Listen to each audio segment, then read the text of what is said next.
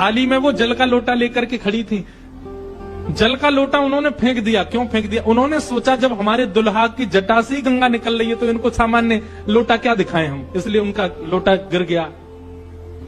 हमारे जटा पर जब उन्होंने सुंदर चंद्रमा को बैठे देखा तो उन्होंने कहा जिसका तिलक ही चंद्रमा है उसको हम रोरी चावल क्या लगाएं, इसलिए रोरी चावल छूट गए। नारायण भगवान बोले हमने सुना आपकी सासू मां मूर्छित हो गई। बोले मूर्छित नहीं हुई तो दुनिया की सास जमाई की आरती करती हैं, बलैया लेती हैं, दामाद सासू को प्रणाम करता, पर हमारे रूप पर न्योछावर होकर हमारी सासू मां ही दंडवत करने लगी। हमें मूर्छित नहीं हुई है। शंकर जी को हृदय से लगाया, कितने भोले हैं आप। यहां नारद जी पहुंचे। अब महाराज अंदर तो मातम बन रहा था, सब लोग पार्वती जी को घेर करके बैठे हैं।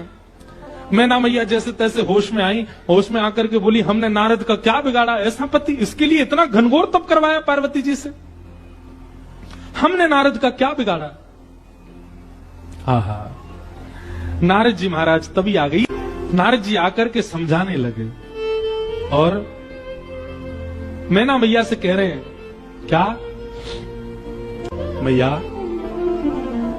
मुझे अभी अभी सत्य पता चला, मुझे ऋषियों ने बताया, मुझे भगवान ने बताया ये सत्य, क्योंकि मैं स्वयं आश्चर्यचकित था। इतनी सुंदर के लिए महादेव मैंने पहले तो बता ही दिया था कि आपके दामाद कैसे होंगे, आप इसमें कुछ सहायक नहीं है।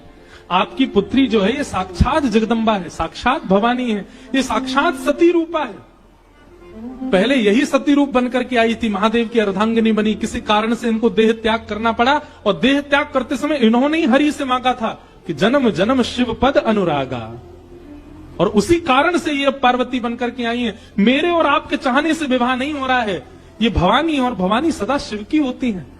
आप उनको सामान्य दुल्हा के रूप में मत देखिए, आप यह विचार कीजिए कि आपकी पुत्री जो है ये साक्षात भवानी और वो शिव हैं, तब आपको उनका रूप दिखाई देगा।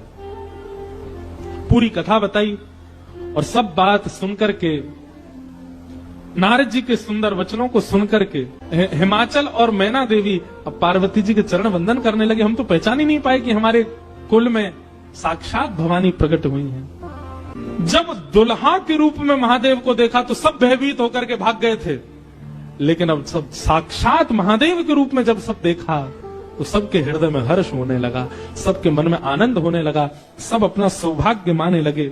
और तब और फिर से मंगल गाने शुरू हो गए। महाराज सारियां जैसे गारियां देती हैं वो गारियां सब प्रारंभ हो